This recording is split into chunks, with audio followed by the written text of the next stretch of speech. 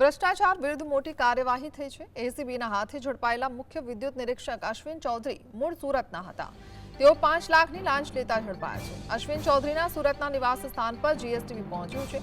સુરતના નિવાસ સ્થાન પર પણ પોલીસ દ્વારા સર્ચ ઓપરેશન કરાયું। સુરતના નિવાસ સ્થાન પર તપાસ કરે તો અનેક ખુલાસાઓ પણ થઈ શકે તેવી સંભાવના દેખાઈ રહી છે।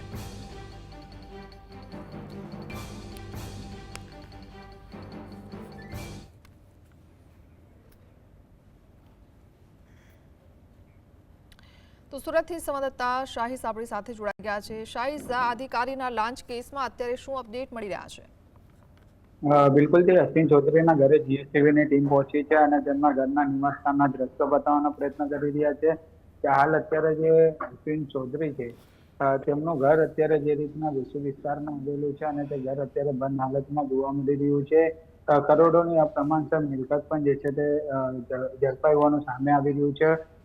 મુખ્ય વિદ્યુત નિરીક્ષક અશ્વિન ચૌધરી એસીબીના સકંજામાં જોવા મળી રહ્યા છે। કરોડોની રોકડ રકમ જપ્ત કરવામાં આવી છે। વર્ક 1ના અધિકારી અશ્વિન ચૌધરીના ગાંધીનગર અને સુરતના ઘરો પર જે છે તે સર્ચ કરવામાં આવી રહ્યું છે। સરકારી બાબુઓના ઘરે અને ગાડીઓમાંથી કુલ 2.64 કરોડ અને સોના ચાંદીના દાગીના મળી આવ્યા છે અને હાલ અત્યારે જોઈ શકાય છે એના આજે દ્રશ્યો જોવા મળી રહ્યા છે।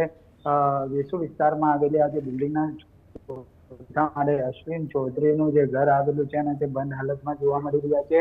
નિવૃત્તના માત્ર 8 મહિના બાકી હતા ત્યારે એસીબીના પાંજરે અશ્વિન ચૌધરી પુરાઈ ચૂક્યા છે। અશ્વિન ચૌધરીએ છેલ્લા એક જ અઠવાડિયામાં 100થી વધુ ફાઇલો ક્લિયર કરી હોવાનું ઘટસ્ફોટ સામે આવી રહ્યું છે અને હાલ એસીબી દ્વારા તપાસો શરૂ કરવામાં આવી રહી છે। અશ્વિન ચૌધરી સોલર પ્રોજેક્ટની મંજૂરી અને સેફ્ટી સર્ટિફિકેટ એનઓસી આપવા માટે સ્થળ તપાસ કર્યા વિના જ પોતાના ઓફિસે બેઠા વેપારીઓ પાસેથી લાંચ લેતા હતા। લાંચની આ રકમ તેઓ રોજ સાંજે પોતાની સરકારી સ્વિફ્ટ ડિઝાયર ગાડીમાં ઘરે લઈ જતા હતા। સરકારી ગાડી અટકાવી ગાડીનો સર્ચ કરતા જે 5 લાખ રૂપિયા જે છે તે મળી આવ્યા છે, જેના અધિકારી કોઈ સંતોષકારક ખુલાસો આપી શક્યા ન હતા।